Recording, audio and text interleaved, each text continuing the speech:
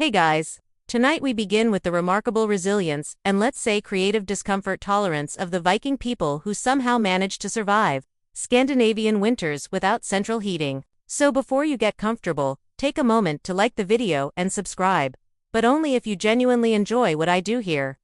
And let me know in the comments where you're tuning in from and what time it is for you. It's always fascinating to see who's joining us from around the world.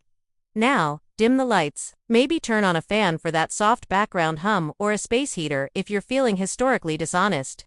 And let's ease into tonight's journey together. When the temperature outside dropped to absolutely naught, the Vikings didn't panic. They simply retreated into their longhouses, large, low, and only slightly less breathable than a modern sauna built in a cave. These longhouses were the Vikings' version of winter bunkers. Constructed primarily from timber if you lived near trees or turf, and stone if you didn't. They were built low to the ground to conserve heat and wide enough to accommodate multiple families and in some cases a few strategically placed cows, because nothing says comfort like sleeping next to something that chews cud and farts steam. The key to surviving the cold was collective warmth. Think of a longhouse as one big communal thermal battery. Human bodies, animal bodies, and a fire pit, all operating in cozy, unventilated harmony. It was less house and more survival cuddle bunker.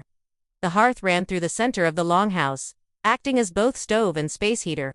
There were no chimneys because chimneys hadn't been invented yet, or more accurately, they had, but not in places where people were still using bones as doorstops. Instead, smoke rose and collected in the rafters, occasionally finding its way out through a hole in the roof or staying right where it was, turning the entire ceiling black and everyone's lungs into wool-lined ashtrays. To modern eyes, Viking homes might seem unbearably smoky, crowded, and oddly intimate, and that's because they were. But for the Vikings, it was the best option, short of becoming a snow sculpture. Raised sleeping platforms lined the walls, often stuffed with straw, moss, or whatever was soft and vaguely flammable. Families and sometimes their goats all slept in the same space. Not because they loved each other that much, but because warmth wasn't optional and privacy wasn't invented yet. In short, Viking longhouses weren't comfortable, but they were efficient. They kept people alive during brutal winters, even if they didn't keep them particularly fragrant or rested. Viking fashion was less about runway style and more about not freezing to death before breakfast. If there was one thing the Norse understood better than raiding, it was layering. And not just in a scarf and mittens way, we're talking full-body wool armor, reinforced with fur, leather, and a complete lack of shame. The base layer, linen, if you were lucky enough to own some linen, was light, breathable, and good at wicking sweat. Unfortunately, it also tore easily and was expensive to make, which is why most people skipped straight to wool. Lots of wool. Viking men wore tunics over trousers with leg wraps that were basically ancient thermal leggings. Women wore long woolen dresses layered with aprons and cloaks. Everyone wore belts to keep things together and pouches to carry whatever was needed, knives, flint, or maybe a piece of emergency cheese. Cloaks were essential. They were fastened with brooches, sometimes furlined, and if you didn't have one, you probably didn't have much time left either. Boots were made of animal hide, often from cattle or seals, and waterproofed using generous amounts of fat. Viking footwear wasn't pretty, but it was grease-sealed and windproof. The only downside, you smelled like a jerky factory. For the really dedicated, intestines were sometimes used to make waterproof layers. Yes, actual animal guts. Cleaned, scraped, dried, and sewn into a kind of proto-raincoat. It wasn't breathable, but it did keep out snow and rain. And no one was going to question your outfit when you were literally wrapped in internal organs. Hats, mittens, and scarves were all standard, often made from felted wool, which was wool beaten until it gave up its structural integrity and became a warm, dense mat. If you didn't own gloves, you stuffed your hands in your cloak and hoped no one noticed your fingers turning blue. When it came to surviving frigid Scandinavian nights, the Vikings had one culinary rule: eat like your life depends on it, because it actually does. Calories weren't indulgence, they were insulation. Viking winter cuisine wasn't elegant, but it was dense, fatty, and almost aggressively practical. Let's start with the essentials: meat, dairy, grain, and preserved fish. Lots and lots of preserved fish. They smoked it, salted it, dried it, fermented it, then apologized to no one. Lutefisk, for example, is white fish soaked in lye until it's equal parts food and dare. Not delicious, but impressively immune to spoilage. For heartier meals, stews were the go-to. Vikings threw whatever they had into a pot over the hearth. Cuts of meat, root vegetables, oats, even sour milk. The longer it cooked, the better. The result wasn't glamorous, but it stuck to your ribs and possibly to the bowl. Dairy was a year-round staple, but especially critical in winter. Cheese and butter were made during the warmer months and stored for cold season rationing, and not the nice creamy brie sort. Think hard, salty, wheel-shaped pucks of milk, solid survival. Perfect for chewing, trading, or hurling at wolves.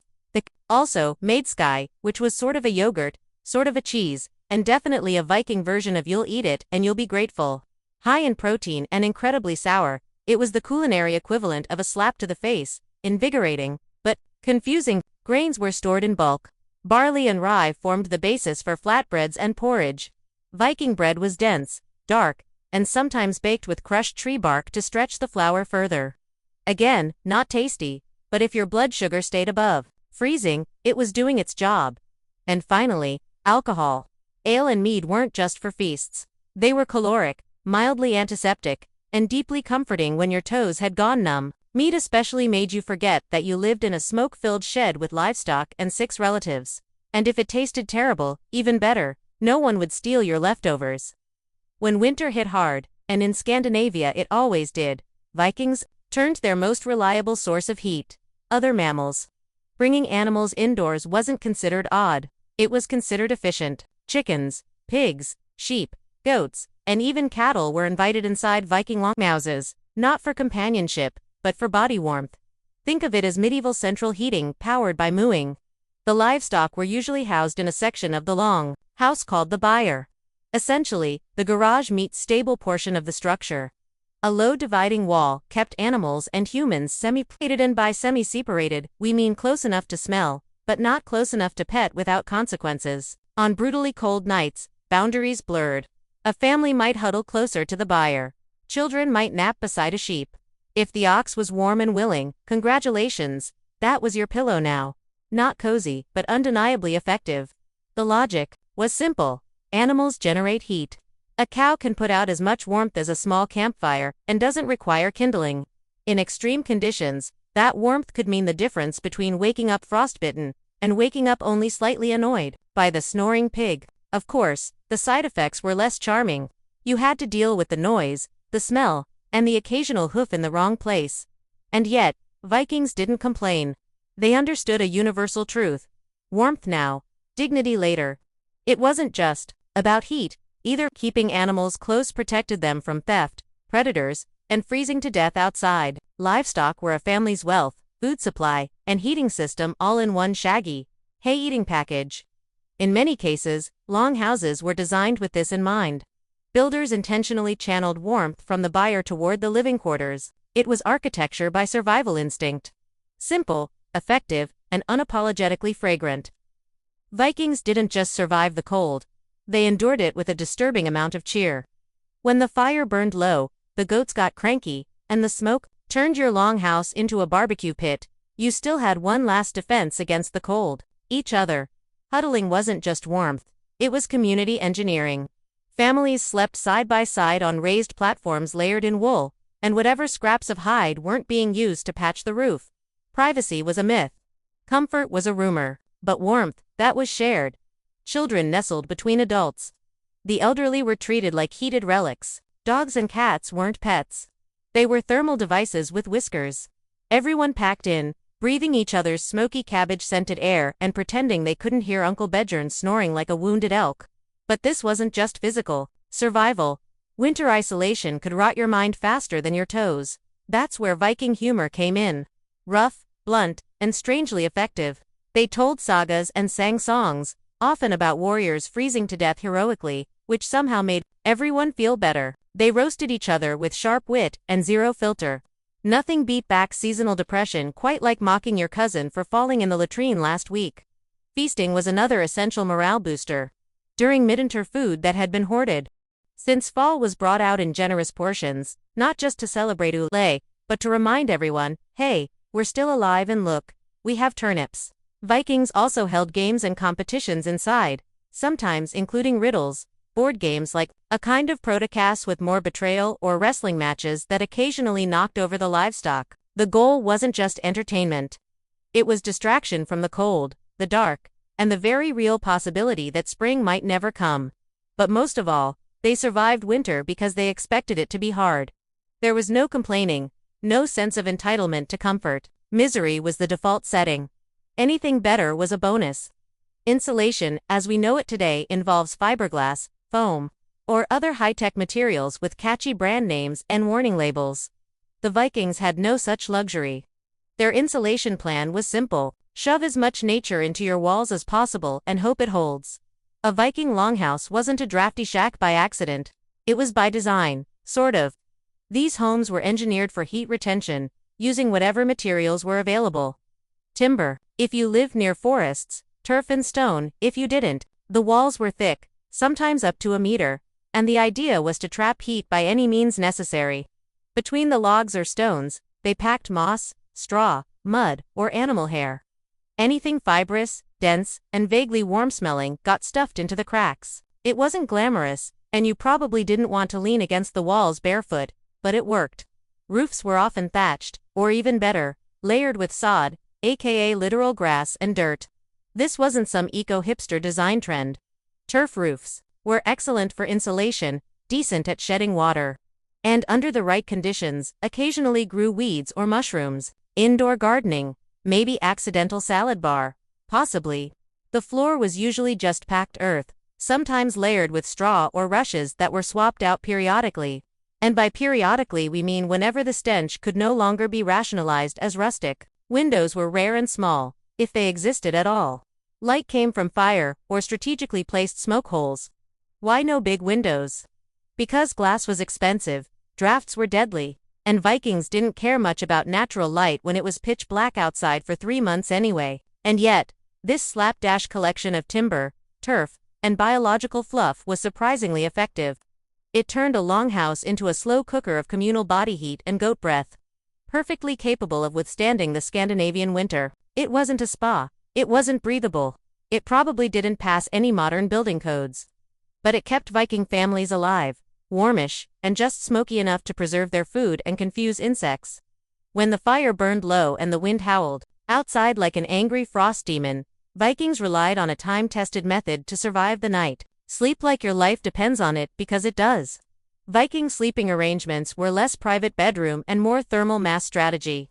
Whole families, sometimes including distant relatives and whichever livestock weren't feeling well, slept on raised wooden platforms lining the long house walls. These beds were topped with straw, moss, or hay, and layered in fur, wool, and resignation. There were no sheets, no duvets, no embroidered pillowcases. If it was soft and didn't bite, it went on the bed. Everyone slept in their clothes. Changing into pajamas in sub-zero temperatures was a good way to become a Viking popsicle, so layers stayed on. Boots were sometimes even worn to bed. If that sounds ridiculous, remember, frostbite doesn't care about your dignity. Infants were bundled up and held close.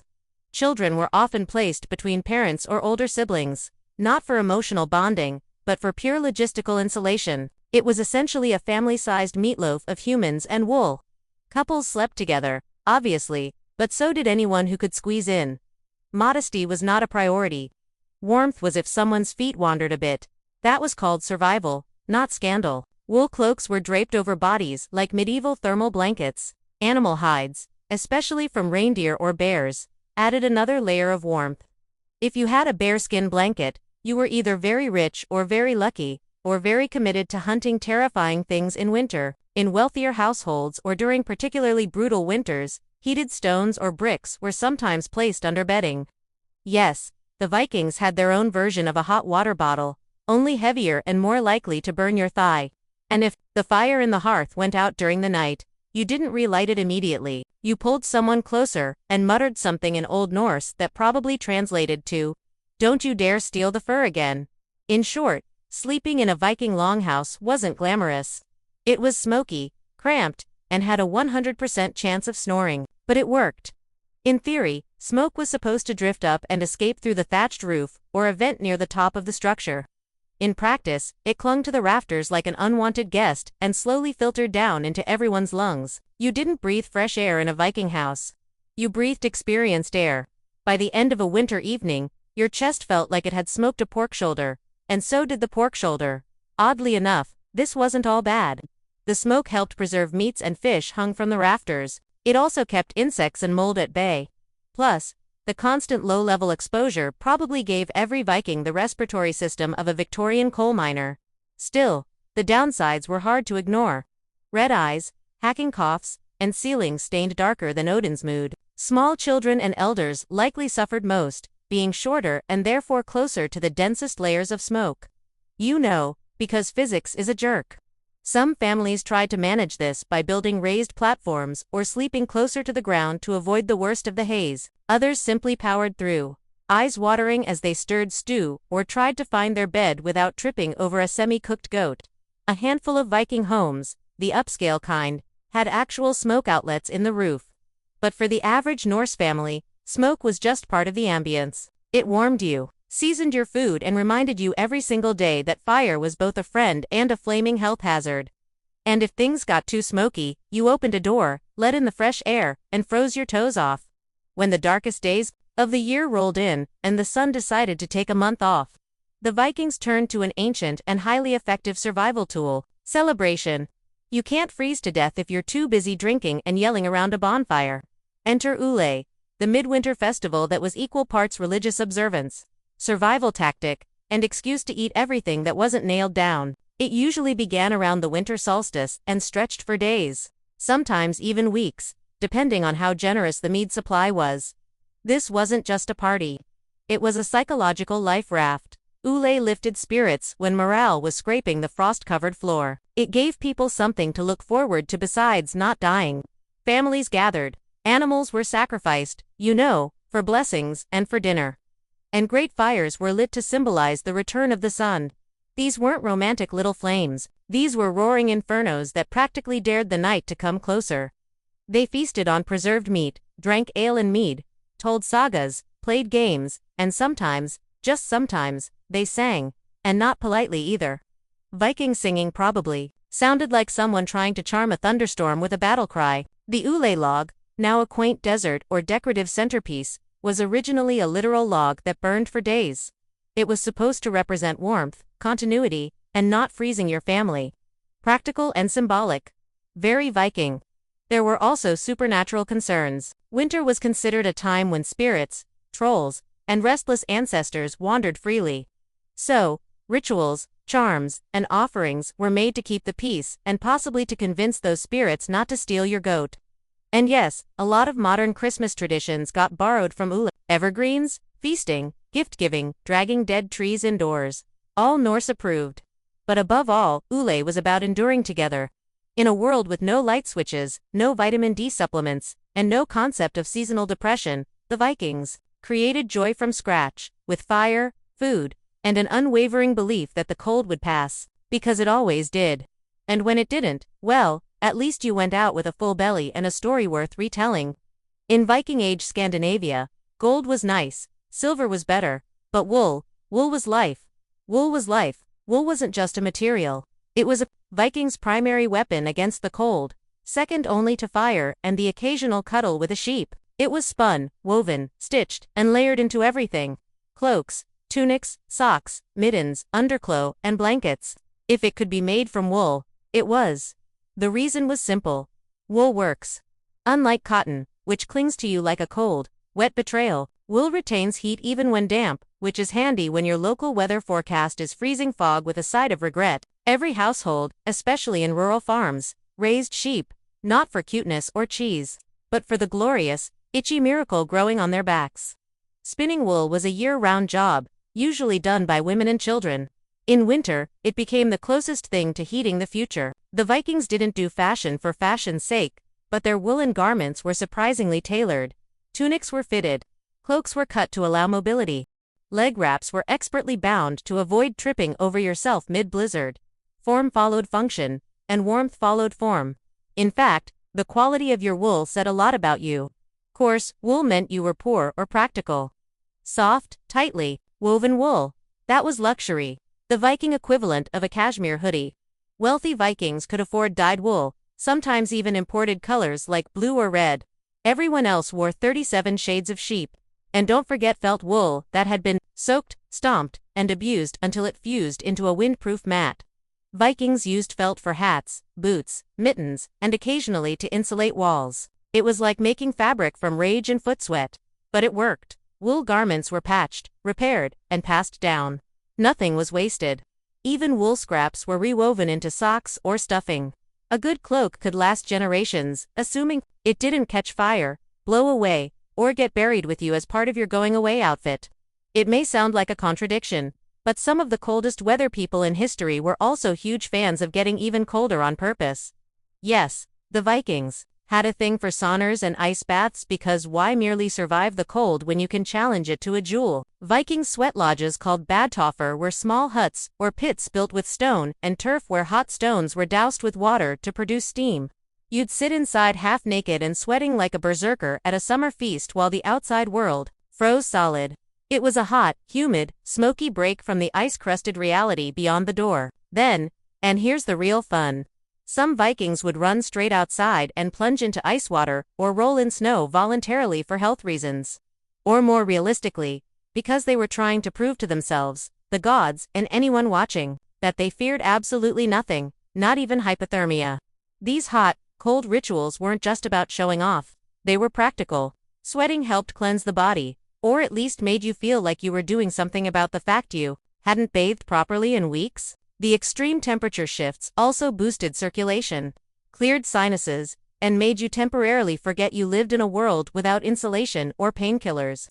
They also had a social function. Saunas were communal, meaning families or groups sweated and froze together, sometimes as part of rituals, sometimes just to bond while slowly steaming their regrets. And of course, steam rooms doubled as birthing rooms, healing spaces, and makeshift hospitals. If something needed fixing, heating, or flushing out, the Viking answer was almost always, let's cook it first, then freeze it for good measure. These traditions were so effective they stuck around. In fact, modern Nordic countries still embrace sauna culture, though these days they tend to leave the goats out of it. Surviving the cold was one thing.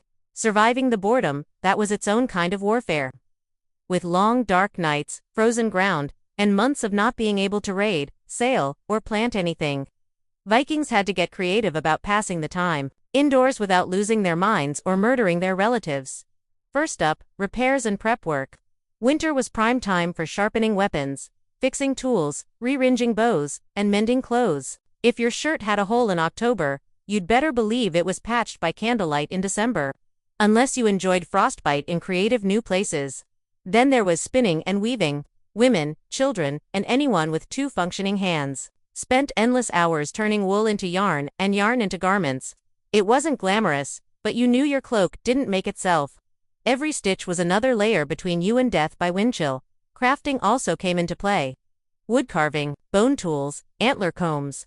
Winter was when practical turned artistic. The longhouse might look bleak from the outside, but inside it was a hive of quiet productivity and occasional swearing when someone dropped a needle. Storytelling was the big one. The Vikings didn't have Netflix, but they did have sagas. Epic, oral tales of gods, heroes, monsters, and other family members who made poor life choices. These stories were passed down by firelight. Each retelling slightly exaggerated for dramatic effect. Thor didn't just kill the giant, he punched the moon afterward. Probably. Games helped, too. Vikings played board games like Henneful, a strategy game that makes chess look like tic-tac-toe, and dice games that combined luck, bluffing, and possibly a little gambling. Some families also played riddles or staged mock duels when things got really dull. Of course, alcohol helped lubricate all of this. Mead made storytelling funnier, crafting sloppier, and family squabbles slightly more entertaining for bystanders. The Vikings didn't just fight the cold with cloaks, fires, and a questionable relationship with livestock. They fought it with mindset, and not the inspirational poster kind, more like a grim, bone-deep refusal to be impressed by nature trying to kill them.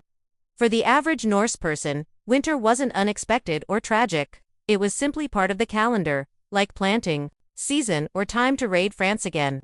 They didn't dread winter. They prepared for it, expected it, and met it with the emotional equivalent of a shrug. That wasn't an accident. Viking culture trained people from birth to see hardship not as a problem, but as a proving ground. Cold, pain, hunger, that wasn't failure. That was character development. You didn't complain. You endured. Ideally with a stoic grimace and maybe a sarcastic comment about how this was still better than dealing with taxes. This mindset wasn't just cultural, it was spiritual. Norse mythology is filled with frost giants, endless winters, and gods who power through suffering like it's a casual Tuesday. When your belief system includes a literal apocalypse called Fimbulwinter, an endless all-consuming freeze before the world ends, you stop flinching at a little snow. This mental toughness was reinforced socially. Weakness wasn't mocked. Exactly, it was simply ignored. No one wanted to be the one who couldn't handle the dark. So, people kept going. They stayed busy. They joked about the cold. They laughed in the face of despair, then poured another mug of me and kept sewing their 43rd mitten. Even children were taught to tough it out early. If your fingers were cold, you used your elbows. If your toes were numb, walk faster. If you fell through ice and survived, congratulations. You were now interesting enough to tell stories about. Was it healthy? Probably not. Effective? Absolutely. Modern survival manuals talk about the importance of mindset. The Vikings already knew. They didn't see winter as an enemy to be defeated. They saw it as a test, one they had already passed 100 times before. And that's how they survived the coldest nights with fire, fur, and a psychological middle finger raised to the wind. If there's one thing the Vikings understood better than most, it was this. No one survives winter alone. You can have the warmest cloak, the fattest goat, and the sturdiest longhouse. But without community, you're just a cold person with great accessories. Viking society was built on interdependence. Families didn't live in isolation. They clustered in farms, villages, or settlements, often made up of extended kin and close allies. When winter hit, this network became your literal lifeline. Food was shared. Firewood was pulled. If your roof collapsed, someone helped you fix it. If your child got sick, someone offered herbs, prayers, or at the very least, a sympathetic grunt. This wasn't generosity for generosity's sake. It was survival math. The more people you kept alive through winter, the more hands you had come. Spring for farming, sailing, fighting, or just holding back the cows during carving season. Helping others helped yourself, even if that meant sharing your last smoked fish with a cousin you didn't particularly like. During midwinter feasts like Ule, this bond was reinforced with food, storytelling, and low-grade drunken philosophy. These weren't just parties, they were social glue. Keeping morale intact and reminding everyone they weren't facing the darkness alone. Even resource storage reflected this mindset. Communal granaries, meat cellars, and smokus weren't uncommon. If one family's supplies ran out, others pitched in. Not because it was polite, but because winter was long, and one weak link in the chain could drag down the entire group. Justice and leadership played a role, too. Local chieftains or gaudy priests and legal leaders were responsible for maintaining order, but also making sure no one froze in a ditch. Their reputation depended on their ability to manage both law and logistics. A respected leader was one who could settle a dispute and organize firewood collection. There was also, of course, peer pressure. If you tried to hoard food or skip your chores, your neighbors would notice, and in Viking society, getting judged by the entire village was just slightly worse than death. At the end of it all, the snow, the darkness, the livestock snoring in your bed, one truth remained. The Vikings didn't just survive winter, they turned it into a proving ground. Every layer of wool, every puff of smoke, every grim joke around the hearth was part of a cultural blueprint designed for one purpose: endurance. Winter wasn't an obstacle, it was an opponent. And the Vikings, they trained year-round for the match. They adapted constantly. If the longhouse was too drafty, they patched it with moss. If the stew was thin, they made it thicker with turnip. If the nights dragged on for weeks, they filled them with stories, games, rituals, and the occasional impromptu wrestling match between cousins. No central heating. Fine. They built fire pits, no waterproof gear. They invented it out of sheep and stubbornness. No antidepressants. They had sagas, me, and the kind of dark humor that makes seasonal depression afraid to show up. And while other civilizations slowed down in winter, the Vikings used it to get stronger. Weapons were repaired, children were trained, new ideas were shaped around the fire. When the ice thawed, these people didn't stumble blinking into the sun. They came out ready. ready to plant crops, build ships, make alliances, or sail across oceans to places warmer, richer, or simply worth looting. Winter didn't weaken them. It hardened them, made them leaner, meaner, and more inventive. Their success didn't come from magic or divine insulation. It came from a relentless, often smoky commitment to survival by any means necessary. Whether that meant sleeping under a goat, steaming in a hut, or eating yogurt that doubled as industrial sealant, they did it. And they did it together. Abraham Lincoln was born on February 12, 1809 in a one-room log cabin on the edge of the Kentucky wilderness, a place where survival was never guaranteed and education was an afterthought. His father, Thomas Lincoln, was a hard-working but uneducated farmer and carpenter. His mother, Nancy Hanks Lincoln, was quiet, gentle, and literate, a rarity on the frontier. Together, they lived in near poverty, scratching out a life from thin soil and thick woods.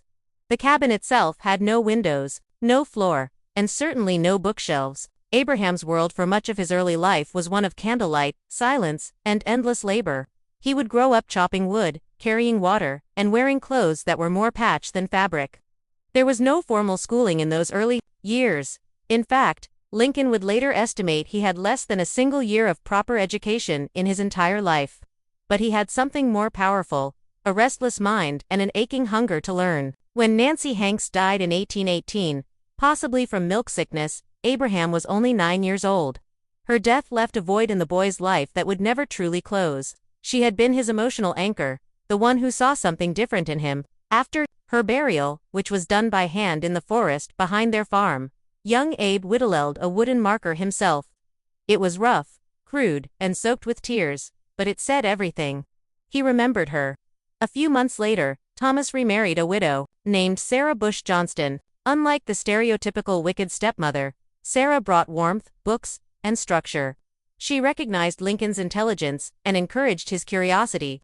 Between chores, he devoured everything he could get his hands on. Aesop's fables, Robinson Crusoe, the Bible. If he couldn't get a book, he'd write his own thoughts with charcoal on wooden shingles. This boy, barefoot and bone-thin, with a face too serious for his age, was already forging something within himself. The world hadn't given him much. No money, no connections, no ease, but he had a fire inside that couldn't be smothered. And in that tiny cabin in the Kentucky woods, Abraham Lincoln began the long, improbable climb toward greatness. As Lincoln grew into his teenage years, life on the frontier didn't soften. If anything, it hardened. His family moved again. This time to the dense, swampy forests of Indiana. Every day was a battle against the elements, clearing trees, plowing thick clay soil, and surviving brutal winters with little more than a hearth fire and hope. But while his body was molded by the axe and the land, his mind remained somewhere else entirely.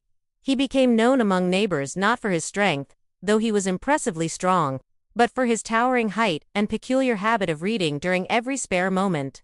He'd carry books while walking, recite Shakespeare by memory while tending fences, and sit under trees, scribbling thoughts into the margins of whatever scrap paper he could find. His humor began to develop, too. Dry, observational, often self-deprecating. He was the odd one, the gangly teen who quoted Jefferson, while others traded hunting stories. Lincoln had an awkward social presence. He was shy but talkative, strange, yet magnetic. When he did speak, people listened. They couldn't help it. His words were clear, powerful, sometimes funny, but always aimed straight at something true. His moral compass, even then, pointed due north. He hated cruelty, he hated slavery, and he hated the way ignorance was used to justify both. Despite his lack of formal education, Lincoln began to develop a passion for law. The idea that words, not fists, could win battles intrigued him. He taught himself how to write clearly and argue logically. He read every book of law he could find at night. Others might be drinking or gambling. Lincoln would be in a dim room reading Blackstone's commentaries by candlelight. By his early 20s, he left home for good. He worked as a flatboatman on the Mississippi River, witnessing firsthand the horrors of the slave trade in New Orleans. Those images would stay with him, seared into his conscience. When he returned, he moved to New Salem, Illinois, and began to reinvent himself. He taught himself grammar, joined the local debating society, and through sheer force of will, began the long march toward becoming a lawyer. He had no diploma, no degree, no pedigree, just a belief that knowledge was power, and that it could be carved, like everything else in his life, with effort, vision, and a little bit of pain. By the time Abraham Lincoln became a lawyer, he was already a legend in central Illinois. Not because of prestige, but because of presence. He wasn't the kind of man who walked into a room and demanded attention with expensive clothes or polished charm. He was often rumpled, his trousers too short, his coat ill-fitted, but when he stood to speak, people leaned in. He had something more valuable than fashion: clarity, honesty, and relatability. Lincoln's legal career was unconventional. He didn't attend law school. He read law books borrowed from generous attorneys and passed the bar exam through self-study. Once admitted, he took to the 8th Judicial Circuit, a vast network of rural courts that he traveled by horseback, sometimes for weeks at a time. The roads were mud in the spring, dust in the summer, and ice in the winter. He slept in taverns, log cabins, and under the stars. But he loved it. What set Lincoln apart in court wasn't just his logic. It was his empathy. He could connect with jurors in a way polished lawyers never could. He'd speak plainly, paint vivid stories, and treat even the smallest farmer or poorest widow with respect. One farmer said, "He makes you feel like he's one of us, not above us." And that was the truth. Lincoln never forgot where he came from, and he never pretended to be anything he wasn't. But he wasn't soft. In court, when a case mattered, when he believed in it, he was relentless. His speeches could be slow, even awkward, but they built momentum. He'd lay facts like bricks, one after another, until the opposing side crumbled under their own contradictions. His cross-examinations were gentle traps. He'd lull witnesses into comfort, then spring a question that shattered their testimony. Over time, Lincoln became known as Honest Abe. It wasn't a campaign slogan, it was earned. He returned fees if he thought a case was unjust. He refused to represent clients who lied. And when other lawyers cut corners, he simply walked away. His reputation grew as a lawyer who understood the law and the land. But behind the scenes, another fire was smoldering: politics. The law had taught him how people worked. Now he wanted to help change the system they lived in.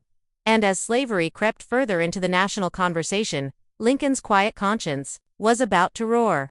Lincoln's first real foray into politics wasn't exactly meteoric.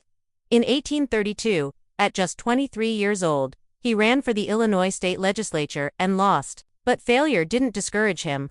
If anything, it clarified what he needed to do: listen more, learn more, and meet people where they were. 2 years later, he tried again and won. In Springfield, the new capital, Lincoln quickly became known for his measured speeches, dry wit, and moral conviction. He didn't shout, he didn't scheme. But when he stood up in the State House and spoke, people remembered it. He wasn't interested in cheap victories or flashy slogans. His goal was deeper: understanding the machinery of law, society, and justice. Lincoln aligned himself with the Whig Party, a group that believed in modernization, infrastructure, and limiting executive power. But even as a Whig, he remained cautious about ambition. He often joked about being too ugly for politics. He read voraciously, debated energetically, but never seemed to lust for power the way other men did. If anything, politics seemed to be a burden he accepted rather than chased. During his 4 terms in the Illinois legislature, Lincoln built alliances with farmers, merchants, and other lawyers. He wasn't the loudest in the room, but often the most trusted. He developed a reputation for being principled, especially regarding slavery. Though he wasn't yet calling for abolition, he firmly opposed the expansion of slavery into new territories. He called it unjust, immoral, a national hypocrisy. In 1846, Lincoln made the leap to national politics, winning a seat in the U.S. House of Representatives. There, he took a bold and unpopular stance against the Mexican-American War, calling it unconstitutional and unnecessary. This wasn't a winning move politically. His district didn't like it. He served a single term and didn't run again. Back in Springfield, he returned to his law practice, married Mary Todd, a well-educated woman from a slave-holding Kentucky family, and tried to live a quieter life. But the nation was changing rapidly. The Compromise of 1850, the Kansas-Nebraska Act, and the expansion of slavery were tearing the country apart. Lincoln might have left politics, but politics hadn't left him. The debates were growing louder, bloodier. The Union was beginning to crack, and the man, once known for his caution, was about to rise, not as a candidate, but as a conscience. By the 1850s, the issue of slavery no longer simmered. It boiled. The Kansas-Nebraska Act of 1854, which allowed new territories to decide for themselves whether to permit slavery, ignited fierce violence and deeper division. Bleeding Kansas became a national symbol of chaos. For Abraham Lincoln, it was a turning point. He couldn't stay silent any longer. He returned to the political stage, not with bluster, but with moral urgency. He joined the newly formed Republican Party, a coalition of former Whigs, Free Soilers, and abolitionists, all united against the expansion of slavery. Lincoln wasn't a radical abolitionist. He didn't call for immediate emancipation yet, but he believed deeply that slavery was wrong and that allowing it to spread into new states was both dangerous and unjust. In 1858, he was thrust into the national spotlight during his Senate campaign against Stephen A. Douglas, one of the most famous politicians in America. The two agreed to a series of debates across Illinois, and what followed became one of the most famous political showdowns in American history, the Lincoln-Douglas debates. Douglas defended popular sovereignty, the idea that each state should choose whether to allow slavery. Lincoln countered with clarity. A house divided against itself cannot stand, he declared. If slavery continued to spread, it would tear the Union apart. He argued that the nation couldn't endure permanently half slave and half free. He didn't win that Senate race, but he won something greater: national attention. Newspapers reprinted his words across the country. People who had never heard of Lincoln before now whispered about the lanky lawyer from Illinois with the deep-set eyes and deeper convictions. Though he lost, he'd proven himself. He stood toe-to-toe with one of the great orators of the time and never flinched. He challenged the nation's comfort, not for personal gain, but because his conscience demanded it. Privately, Lincoln wrestled with the enormity of the issue. He once wrote that if slavery isn't wrong, then nothing is wrong, but he also knew that acting too quickly could shatter the fragile Union. Still, the die was cast. The national mood was shifting, and Lincoln was rising with it. Not as a politician with easy answers, but as a voice of moral clarity in a time of moral fog. By 1860, America stood on the edge of a knife. Sectional tensions had reached a breaking point. Slavery wasn't just a moral debate anymore, it was a political firestorm. Southern states threatened secession, and the Republican Party was scrambling to find a leader who could unite the North without sparking immediate war. That unlikely figure turned out to be Abraham Lincoln. At the Republican National Convention in Chicago, he was not the frontrunner. In fact, most expected the nomination to go to Senator William Seward of New York, a polished statesman with decades of political experience. But Lincoln had something the others didn't: a clean reputation, a moderate tone, and powerful momentum from his debates with Douglas. His team campaigned hard behind the scenes, emphasizing his frontier roots and personal honesty. Lincoln was portrayed as the self-made man, the rail splitter who rose from nothing. His humble beginnings weren't a liability, they were a symbol of American potential. By the third ballot, he secured the nomination, and the political world blinked in surprise. The general election was bitter and fractured. The Democratic Party split in two, with Northern and Southern factions backing different candidates. Lincoln's name didn't even appear on most Southern ballots. But in the North and West, he carried immense support. On November 6, 1860, he was elected the 16th President of the United States, with just 40% of the popular vote, but a decisive electoral majority. He didn't celebrate. In fact, the mood was grim. Within weeks, South Carolina voted to secede. 6 more Southern states followed before Lincoln even took office.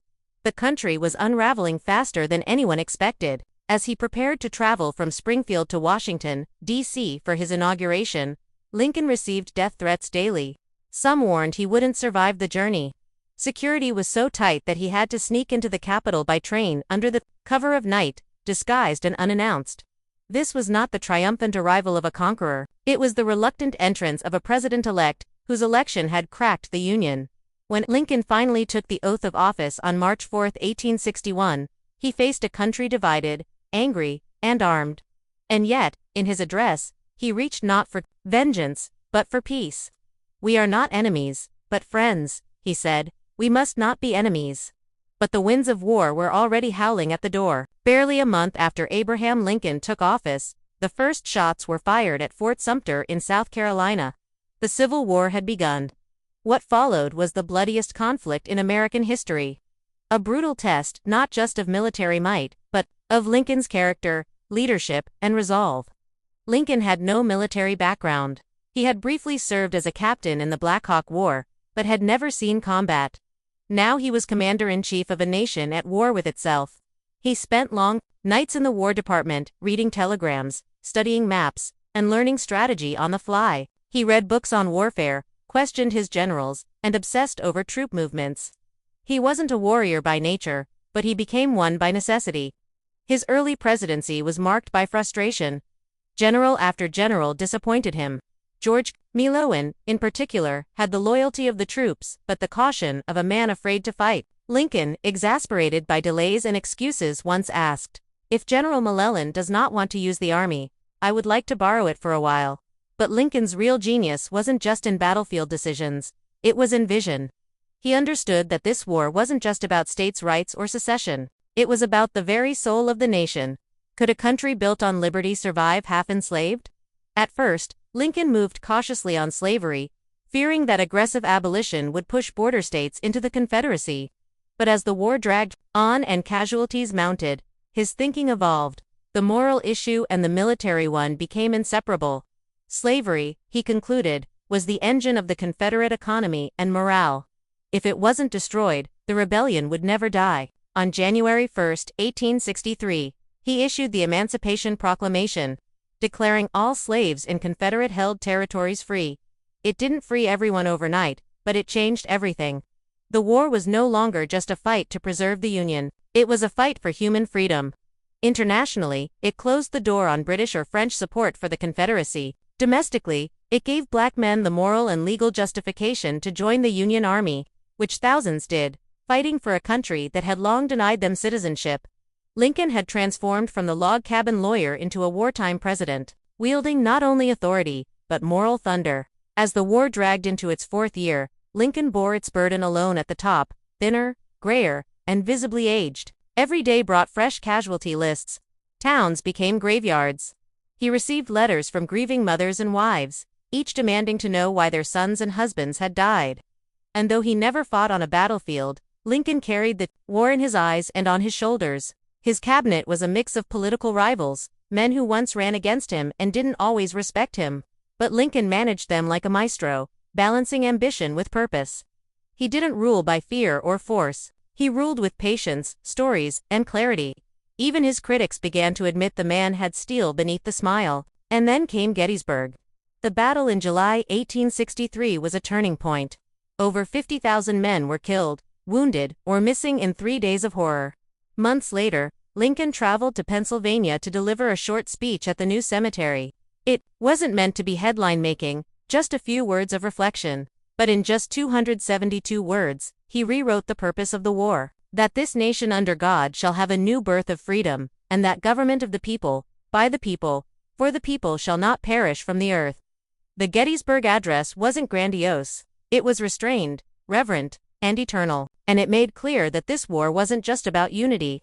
It was about redemption, remaking the nation into what it had always claimed to be. As the 1864 presidential election loomed, Lincoln faced deep opposition.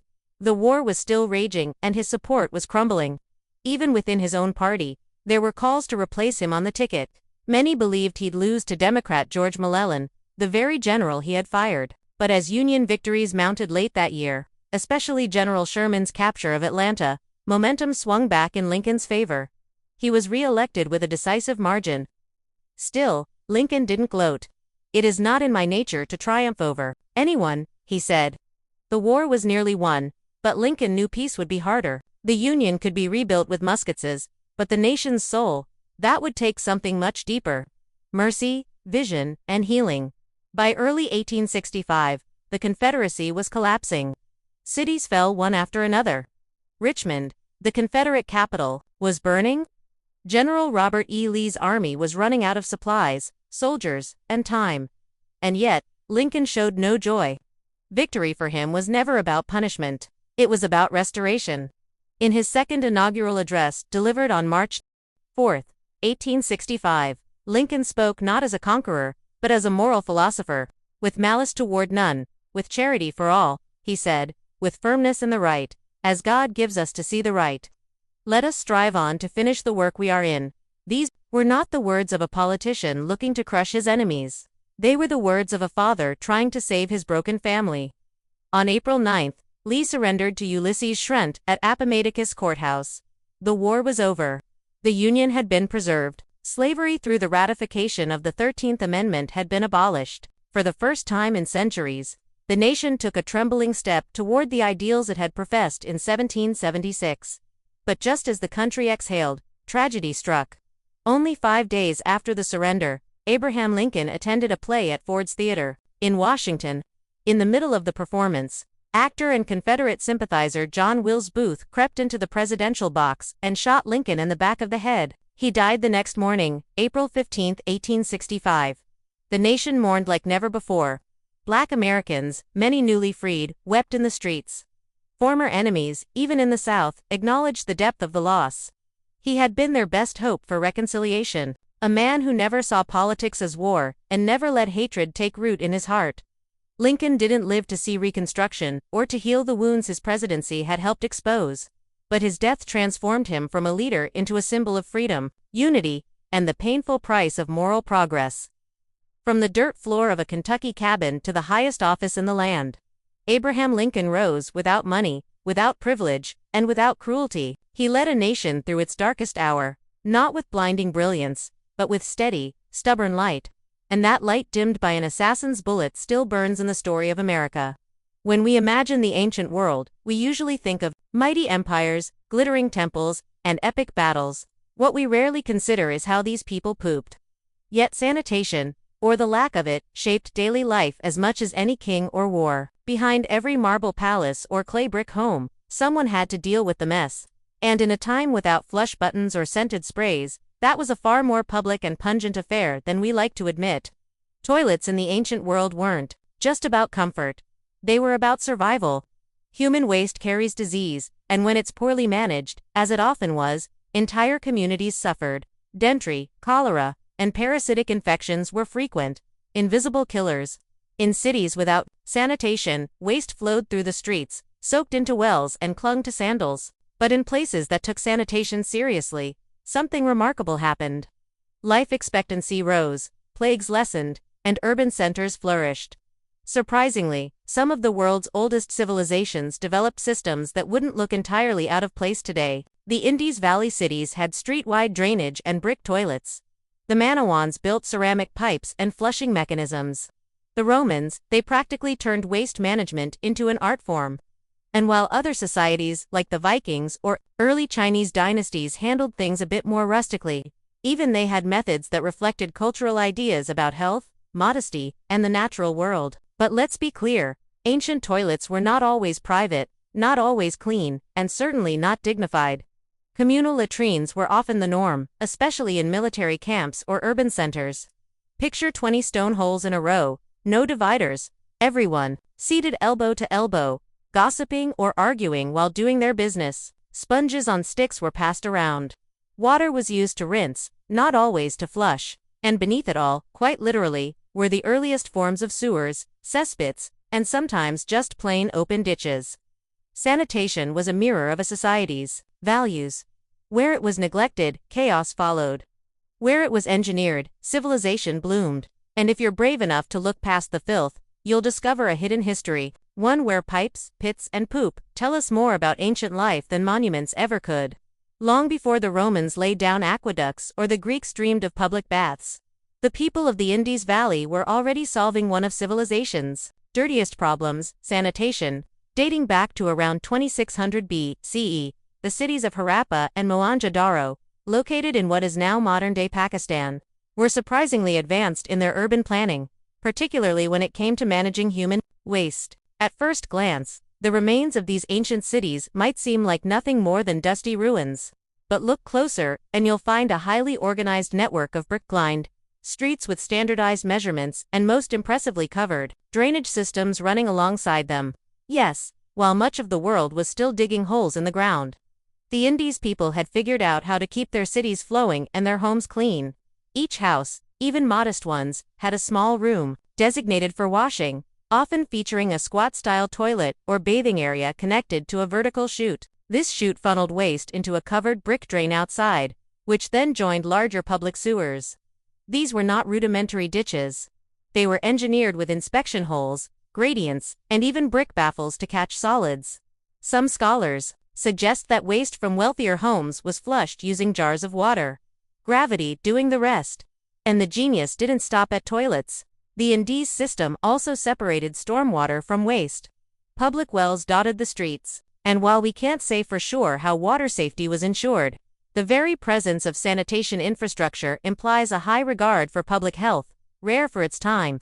But perhaps most stunning of all, the lack of palaces or temples in these cities. The Indies people were apparently more concerned with equality and urban function than divine monuments, and their toilet systems reflect that. Practical, widespread, and surprisingly democratic. Sadly, much about the Indies civilization remains mysterious. Their writing system is still undeciphered, and we don't know exactly why their cities eventually declined. But their toilets, the silent brick channels buried beneath their feet, still speak volumes. In an age when many empires ruled through spectacle, the Indies chose something quieter, cleaner, and arguably more civilized. While the Indus Valley engineered underground sewers, the ancient Egyptians approached sanitation with a different lens, one steeped in ritual status and a deeply held belief in physical and spiritual purity. For them, cleanliness wasn't just about avoiding disease, it was a form of worship. In the Nile-fed civilization of ancient Egypt, bathing was an essential, daily routine, especially for the wealthy. Homes of the elite often featured small limestone basins or bathing rooms where servants would pour water for washing. Oils, natron, a natural salt, and perfumed ointments were commonly used, and hair removal was routine. But when it came to toilets, things got a little more practical.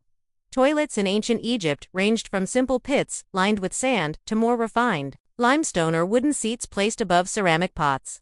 These pots were emptied by servants or slaves and dumped far from living quarters, ideally into the desert. In wealthier homes, these seats might be tucked away in private quarters, hinting at the growing association between sanitation and status. Public sanitation, however, was virtually non-existent.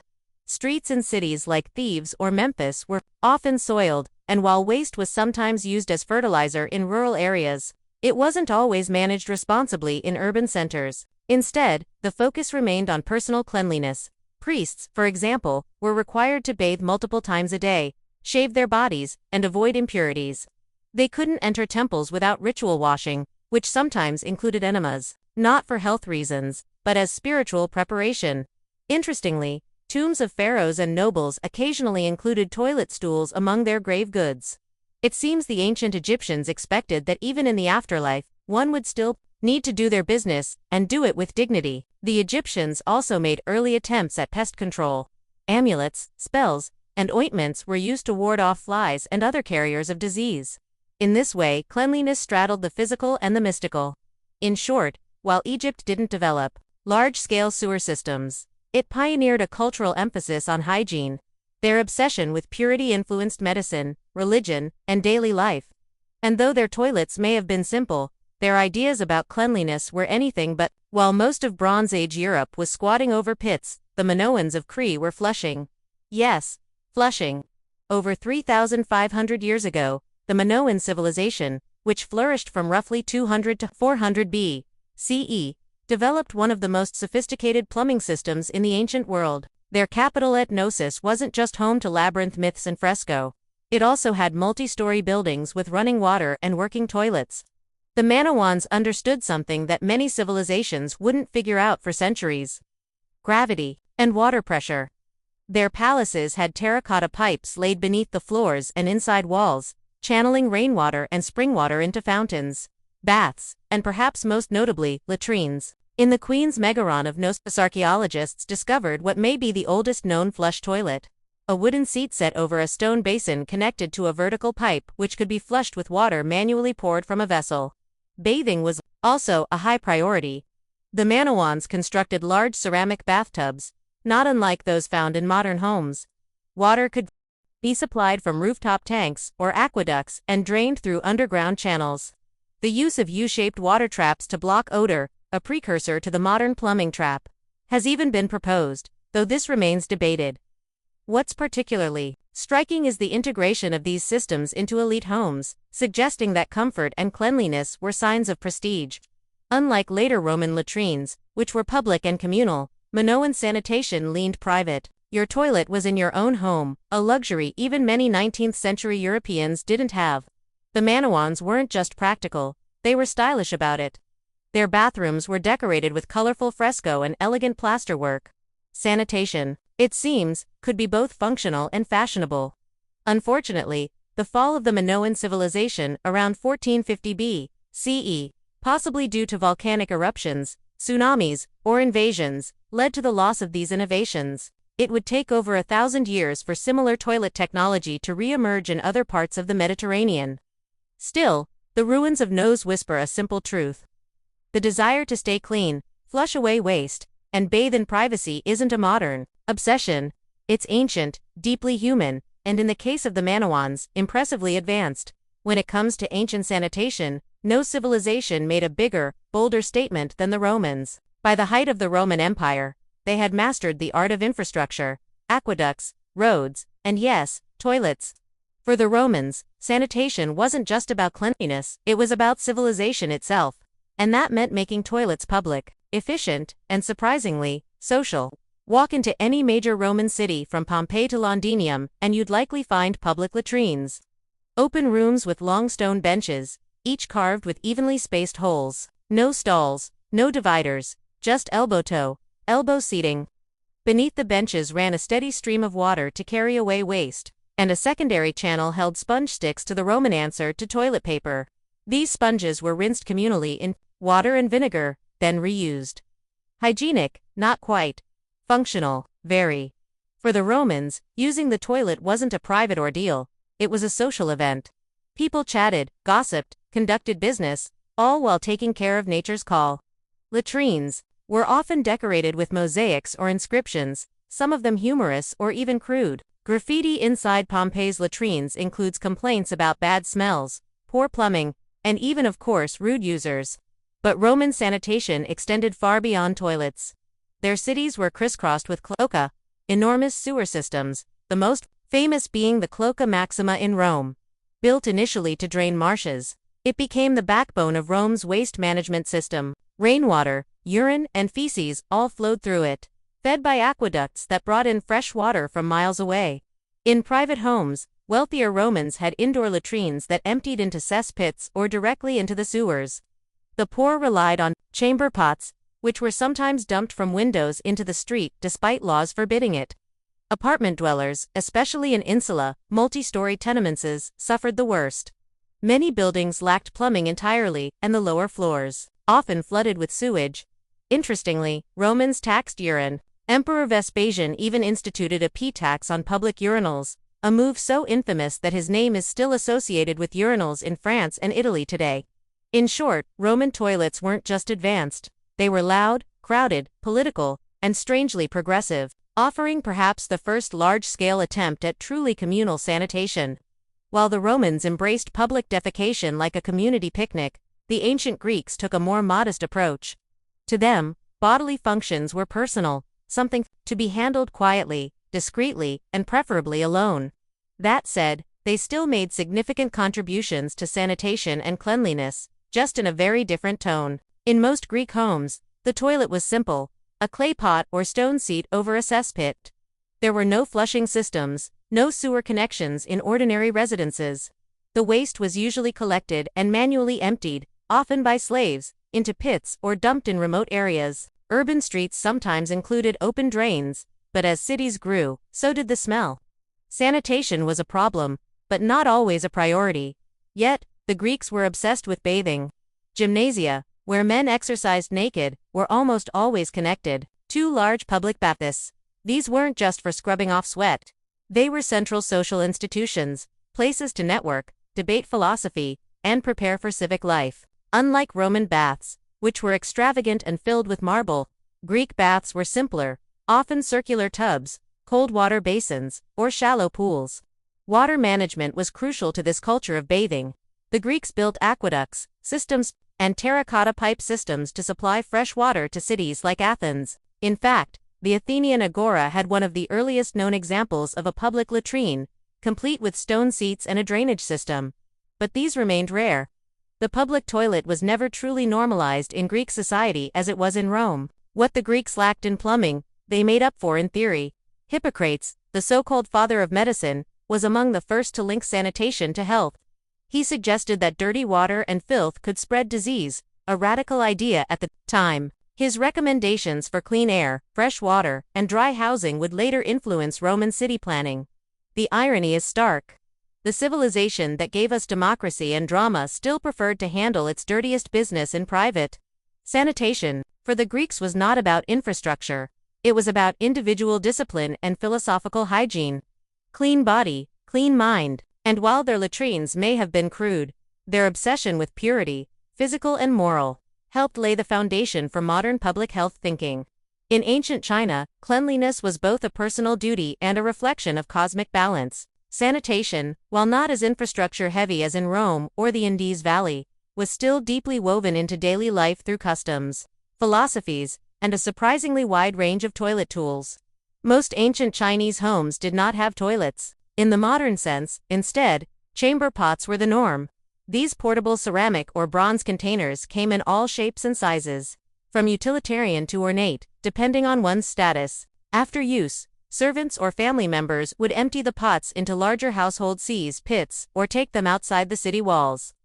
Some rural families used human waste known as night soil as fertilizer, a practice that continued for centuries. Public toilets did exist, especially in larger cities like Chang'an or Luoyang. These communal facilities were often basic pits or troughs with wooden platforms to sit or squat on. Interestingly, some of these toilets had privacy screens, a courtesy not often found in ancient Rome. Waste from these locations was usually collected and reused in agriculture, which, while efficient, also carried risks of contamination and disease. Toilet paper, or something very close to it, may have originated in China. As early as the 2nd century BCE, people were using soft papers, often discarded writings, for hygiene. By the 6th century CE, scholars recorded the use of paper specifically for cleaning after defecation. The elite preferred silk scraps or bamboo spatulas washed between uses. Yes, you read that correctly. Polished bamboo sticks were among the earliest reusable wiping tools. Sanitation wasn't just physical, it was spiritual.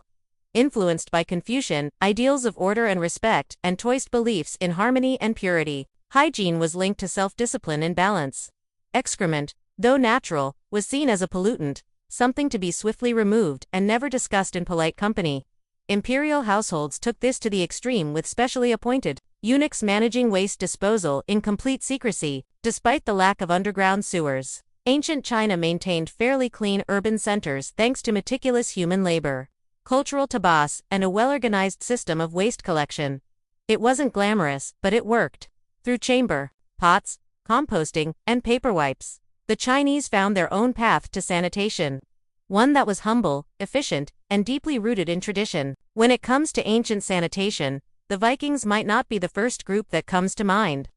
Known more for their raids than their routines, Norse hygiene was actually more sophisticated and surprisingly disciplined than stereotypes suggest. Beneath the horned helmet myths lies a culture that, while rough around the edges, took personal cleanliness and waste management more seriously than much of medieval Europe. In Viking settlements, especially in places like Jorvik, modern-day York, England, and Hedby in modern Germany, archaeologists have uncovered latrine pits lined with timber or stone. Basic functional toilets used by both individuals and households. These pits were often dug a short distance from homes and were sometimes covered by wooden structures to provide privacy and shelter from the harsh northern climate. The waste from these latrines, a combination of human excrement, food scraps, and animal remains, tells us more than just what Vikings ate. It shows that they had a method of centralized waste disposal. In some cases, these pits were periodically cleaned out and reused. In others, new pits were simply dug when the old ones filled. Some evidence even suggests early composting practices, as waste would naturally decompose and return to the soil over time. Inside homes, chamber pots and buckets were common, especially during long frozen winters, when stepping outside wasn't exactly ideal. These were usually emptied into latrine pits or dung heaps near the outskirts of a settlement. While not glamorous, it was practical and far more sanitary than throwing waste into the street. A practice common in some medieval cities. But hygiene wasn't just functional, it was cultural. Vikings bathed regularly, often once a week, usually on Log Dagger, Washing day. The origin of the English word Saturday. Combs, ear cleaners, and tweezers made from bone or antler are common finds in Norse archaeological sites. Personal grooming mattered not just for appearance but for social status and marriage prospects. While Viking sanitation lacked the engineering feats of Rome or the ritual purity of Egypt, it was rooted in pragmatism. They didn't build sewers or invent toilet paper, but they managed their waste, kept clean, and adapted to a harsh environment with earthy, non-incense solutions. In the land of ice and iron, even the business of doing your business was handled with the blunt efficiency of a people who didn't have time for fuss. Across civilizations and centuries, one truth remains constant. No society could thrive without figuring out what to do with its waste. From the hidden sewers of the Indus Valley to the communal latrines of Rome and the chamber pots of ancient China, humanity's relationship with sanitation has always walked a fine line between necessity and neglect. What's striking is how different cultures prioritized hygiene. Some, like the Romans and Minoans, invested heavily in infrastructure. They built aqueducts, flush systems, and sewage networks that in some cases rivaled the functionality of 19th-century cities. Others, like the Greeks and Chinese, placed cleanliness in the realm of personal virtue, linking it to health, ethics, and harmony with nature. Still others, like the Vikings, took a ruggedly practical approach. Dig a pit, wash when you can, and don't let filth fester near your food. Despite their differences, these societies were all working toward the same goal: separating people from their waste. The reasons varied: to prevent disease, to honor the gods, to preserve public order, but the outcome shaped how cities grew, how laws were made, and how people viewed their bodies. Ironically, much of this ancient wisdom was lost during the Middle Ages in Europe. After the fall of Rome, sophisticated sanitation systems crumbled, public toilets disappeared, sewers clogged, disease surged. It would take centuries and multiple plagues for urban planners to revisit ideas the ancients had already mastered. And yet, traces of ancient sanitation still remain today. The word latrine comes from the Latin latrina. The modern flush toilet owes a distant debt to Minoan gravity systems. Even our use of paper in the bathroom was foreshadowed by the Chinese over 1,000 years ago. What feels modern is in many cases just rediscovered. Sanitation, often overlooked in historical narratives, is a quiet backbone of civilization. It doesn't inspire poems or monuments, but without it, cities collapse, populations suffer, and even empires can fall. So next time you walk into a restroom and enjoy the luxury of privacy, plumbing, and maybe even scented soap, remember, you're standing on the shoulders of generations who tried, failed, and sometimes succeeded in figuring out how to keep the filth at bay. And that perhaps is civilization's most underrated achievement. Before satellites, compasses, or even writing, humans had an instinct to map. Not just to record where things were, but to make sense of their place in a vast and often terrifying world. A map wasn't just a picture of terrain. It was a story, a belief system, a survival manual. It told people where the rivers flowed, where the sun rose, where the spirits dwelled, and where danger waited just beyond the known. Some of the earliest maps weren't drawn on parchment or paper. They were etched into stone, scratched onto bone, or woven into oral memory. Prehistoric carvings from the Upper Paleolithic period over 14,000 years ago show animals, riverbanks, and clusters of huts. Were they maps in the modern sense? Not quite, but they captured space in relation to movement and meaning. A fundamental start. As early societies emerged and trade routes expanded, maps became essential tools of power. They guided merchants through mountains and deserts. They helped kings draw borders and tax their subjects. They even tried to explain the cosmos, mixing astronomy with theology. To map the stars was to touch the divine. To draw a city was to impose order on chaos. But mapping wasn't always about accuracy. In fact, ancient maps were often wildly distorted. By today's standards, what mattered was meaning, not measurement. The center of the world was always home. Whether that was Babylon, Jerusalem, or the island of Dos, lands grew or shrank depending on their importance. Unknown regions were filled with fantastical beasts or labeled simply, "Here be dragons." Some cultures didn't even use flat maps at all. Polynesian navigators, for instance, crafted stick charts that recorded ocean currents and island swells, not for the eye, but for the hands and the mind. These weren't meant to be read like modern maps, but felt and memorized through ritual training. The instinct to map, to visualize space, time, and position is deeply human. whether carved in clay, painted on walls, or sung in chants. Maps helped ancient people connect with their environment, their gods, and each other.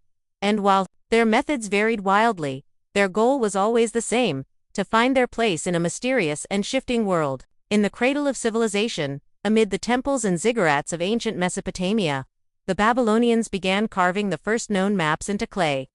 These weren't just practical tools for land ownership or city planning.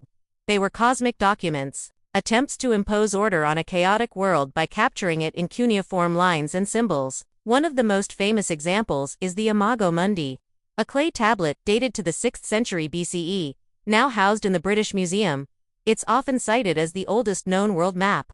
At just 6 and across, it's a tiny window into the Babylonian universe. At its center sits Babylon itself, shown as a rectangle, surrounded by a circular landmass representing the known world. The Euphrates River cuts through the middle, and various cities, mountains, and regions are labeled in uniform. Beyond the world is a bitter river, likely the ocean, and then mysterious triangular islands, each with mythological descriptions. These weren't real places. They were symbolic zones of chaos and danger, the outer limits of what could be known. To the Babylonians, mapping wasn't just geographic. It was spiritual. The heavens were mapped just as carefully as the earth. Babylonian astronomers tracked planetary movements, lunar cycles, and eclipses with stunning precision, all inscribed onto clay tablets with reed styluses. These celestial records weren't only scientific. They were used to predict omens and divine the future. The map of the sky was a guide to fate. On a more local scale, land surveys were common and practical. Clay tablets from as early as 2300 BCE record detailed plots of farmland with notes on boundaries, irrigation, canals, and ownership. These were the tools of bureaucrats, tax collectors, and priests. Precision mattered here, not for navigation, but for managing wealth and resources. Babylonian maps reveal a people obsessed with structure, not just physical, but metaphysical. They mapped the world as they understood it, with themselves at the center, surrounded by rivers, enemies, gods, and mysteries. These maps weren't just records. They were expressions of belief, power, and a desire to make the unknowable a little more knowable. While the Babylonians mapped the world with mythic rings and cosmic rivers, the ancient Egyptians turned their attention to something far more grounded: the land itself. In the floodplains of the Nile, mapping wasn't abstract. It was about control, survival, and the sacred geometry of a kingdom that stretched from desert cliffs to delta marshes. The Egyptians didn't produce world maps in the Babylonian sense. Instead, their cartography was deeply practical. Every year, the Nile flooded, erasing boundary markers and farmland divisions. To restore order, surveyors called Harparodon used ropes, measuring rods, and sighting tools to redraw the grid. This wasn't a one-time ritual. It was an annual necessity. Mapping became a state function tightly controlled by temple scribes and royal officials. Surviving papyri show maps of remarkable precision. One of the oldest known is the Turin papyrus map, dating to around 1160 BCE. It's not decorative or mythological, it's a mining map. A literal layout of wadis, hills, and gold-bearing regions in the eastern desert. Streams, roads, quarry sites, and annotations in hieratic script mark distances and mineral types. This was a working map for officials and labor crews, not something hung on a palace wall. But Egyptian maps weren't entirely devoid of symbolism. Temples were often built in alignment with celestial events, and cities were laid out with cosmological order in mind. The map wasn't just a tool. It was a manifestation of Mayat, the Egyptian concept of balance and harmony. Land division and urban planning followed sacred principles. Even pyramids and tombs were oriented with mathematical and astronomical precision. In religious texts, we also find conceptual maps of the underworld, such as those in the Book of the Dead or the Amdat. These spiritual maps depicted the journey of the soul, through 12 hours of night, guarded by serpents, gods, and gates. They weren't navigational, but they were graphic in spirit, guiding the deceased through the terrain of eternity. Egyptian crafty then was a blend of bureaucracy and belief. Whether measuring a farmer's plot or charting the afterlife, maps were instruments of divine order. They weren't just about finding one's way on earth. They were about ensuring alignment with the gods. The Greeks didn't invent maps, but they revolutionized how maps were thought about. For the first time in recorded history, space wasn't just described, It was measured, calculated, and reasoned.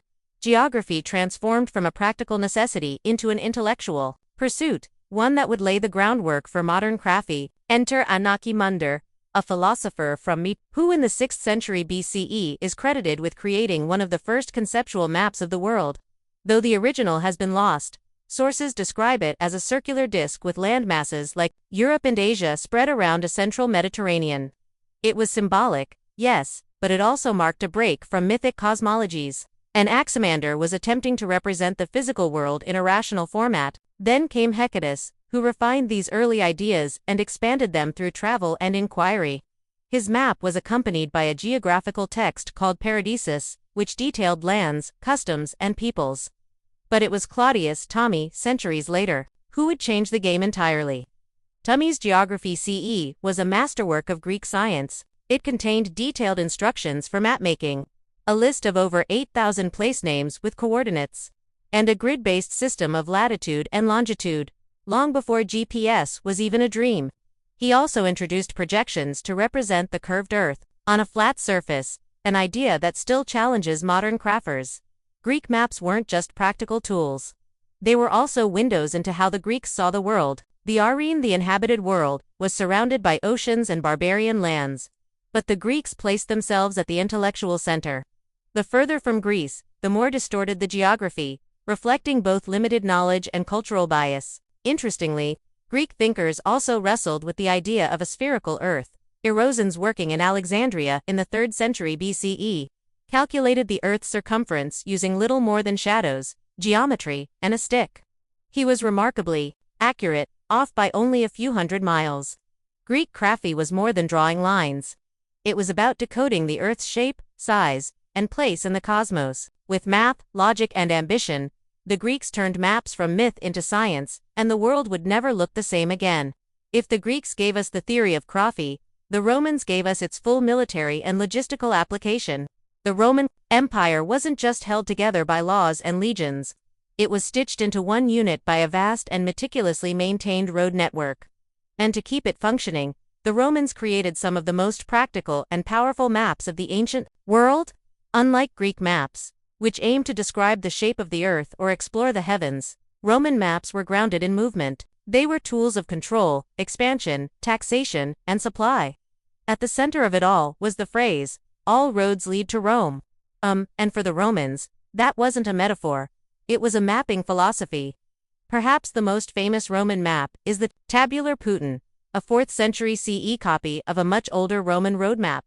It's not geographically accurate in the modern sense. Landmasses are stretched and distorted, but it serves its purpose perfectly, showing routes, stops, distances, and connections across the empire from Britain to India. Imagine a modern subway map where spatial accuracy is sacrificed for clarity of movement. That's Roman mapping in a nutshell. Way stations or mansions were marked at regular intervals, complete with distances in Roman miles. These maps allowed military commanders, merchants, and messengers to travel efficiently across thousands of kilometers. They knew where to change horses, where to rest, and how long it would take to reach the next city. The empire became navigable not just in the field but on parchment. In addition to road maps, the Romans also commissioned cadastral maps, highly detailed records of land ownership and boundaries used for taxation and legal disputes. Some were carved in bronze and posted in public places so citizens could see exactly who owned what. Control of land was control of power, and the Romans understood that with brutal clarity. Interestingly, the Romans showed less interest in mapping the whole earth or the heavens. Their focus was always on what could be conquered, traveled, or taxed. The map wasn't a cosmic vision. It was a spreadsheet with roads. And yet, by making the empire legible, Roman maps created something enduring, a sense of shared space, of belonging to something bigger than your town or tribe. It was crafty as empire, functional, detailed, and ruthlessly efficient. While Roman maps emphasized roads and administration, ancient Chinese crafty pursued a harmony between territory, governance, and the cosmos. In China, maps were never just geographical tools. They were political documents, philosophical statements, and celestial mirrors. To map the land was to understand one's place under heaven and to rule it properly. Some of the earliest known maps in China date back to the 4th century BCE, discovered in tombs like the one at Mongdui. These silk maps show rivers, roads, and military positions, not drawn to scale, but incredibly detailed for their time. They weren't made for travelers.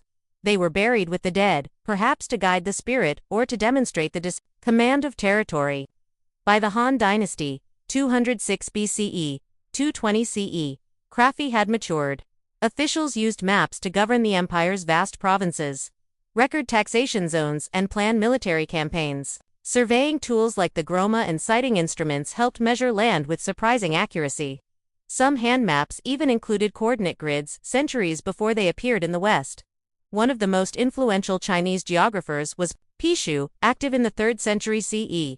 He established principles for scientific map-making, emphasizing scale, direction, and consistent measurement, ideas that would become foundational to later Chinese and Korean mapping traditions. His work was so respected that he was dubbed the father of Chinese cartography. But Chinese maps weren't only concerned with Earth. Cosmological charts were deeply important. The Chinese sky was mapped in constellations grouped into celestial palaces and symbolic animals. The azure dragon of the east, the white tiger of the west, and so on.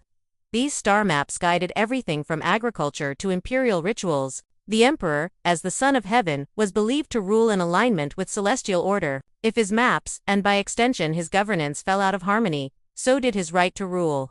In China, the map was not merely a tool of bureaucracy, it was a bridge between heaven and earth.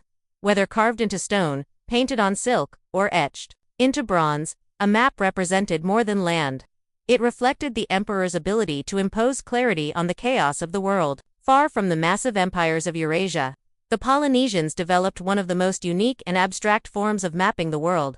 One that didn't rely on paper, ink, or scale, but on deep experience and intuitive memory. These were the stick charts of the Marshall Islands. And they represented a radically different way of understanding geography, not by land, but by sea. The Polynesians were master navigators, thousands of years before European explorers crossed the Atlantic.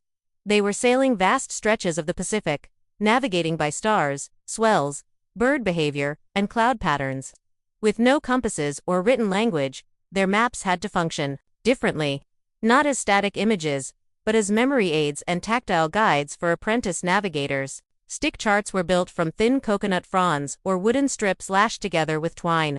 The curves represented ocean swells, which behaved predictably in open water. Small shells or knots marked islands. The arrangement of the sticks captured wave refraction and interference patterns. Knowledge that allowed navigators to read the ocean surface like a roadmap.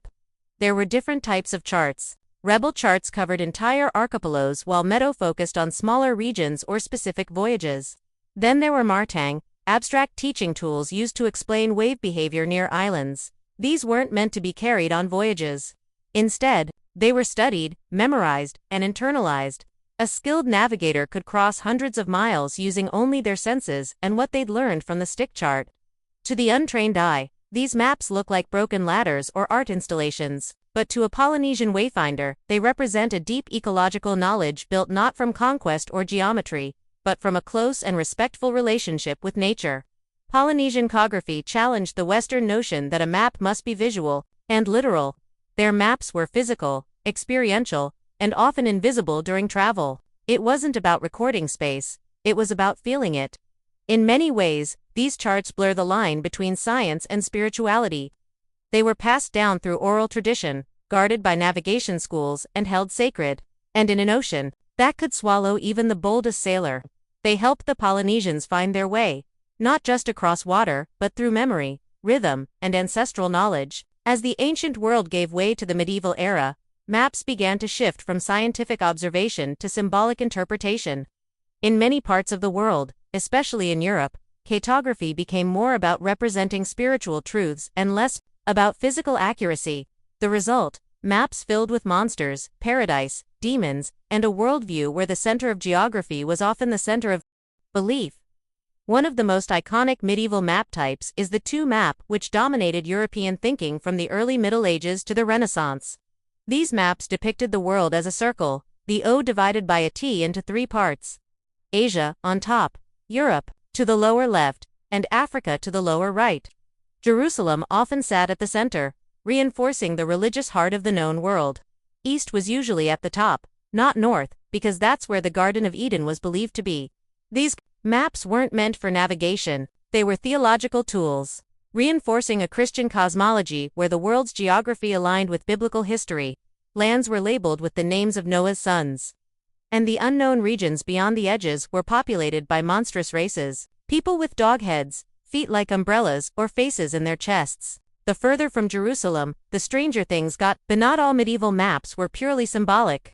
Some, like the Tabula Rogeriana created by Arab geographer Al-Idrisi in the 12th century, combined empirical observation with artistic flair, commissioned by a Norman king in Sicily.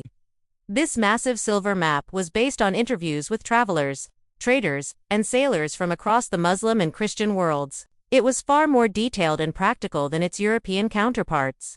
And it placed south at the top, a common feature in Islamic seaography.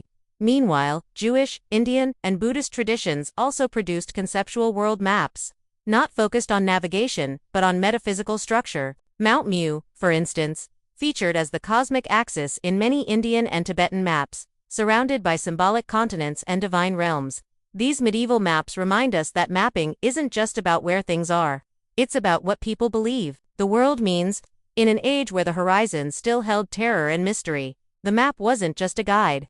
It was a mirror of the soul. As the world grew larger in the minds of humans, so too did our desire to capture it, not only to get from point A to B, but to understand who we are, where we came from, and what surrounds us. Ancient maps, with all their flaws, distortions, and symbols, laid the foundation for the modern world's obsession with space, borders, and precision. What ties all ancient maps together is not accuracy, but intention. Babylonian tablets weren't meant to help you find a street. They showed the spiritual structure of the universe. Egyptian maps helped tax collectors and priests maintain divine order in a landscape governed by floods and gods. Greek maps introduced scale, geometry, and the bold idea that the world could be measured. Roman road maps stitched a vast empire together, helping legions, messengers, and merchants move like clockwork. Chinese maps fused astronomy with governance, always striving to reflect harmony between heaven and earth. Then there were the outliers. The Polynesian stick charts, tactile and abstract, showing that not all maps had to be seen. Some were meant to be felt and remembered. And the medieval religious maps filled with beasts and paradise, which told viewers not just where the world was but what it meant. Even the floors in ancient maps are informative. They show us what mattered to a culture, what was centered, what was feared, what was sacred. These maps remind us that geography is never neutral. It reflects priorities, power, myth, and memory. The Greeks put themselves in the middle. So did the Chinese. So did the Europeans. Everyone was the center of their own world. Today, with satellite imaging and digital precision, we can chart the planet down to the last meter. But the core impulse behind crafty remains the same as it was thousands of years ago. The human need to orient ourselves in something larger than ourselves. Whether it's a papyrus scroll, a clay tablet, or a glowing phone screen, every map answers the same ancient question: where am I?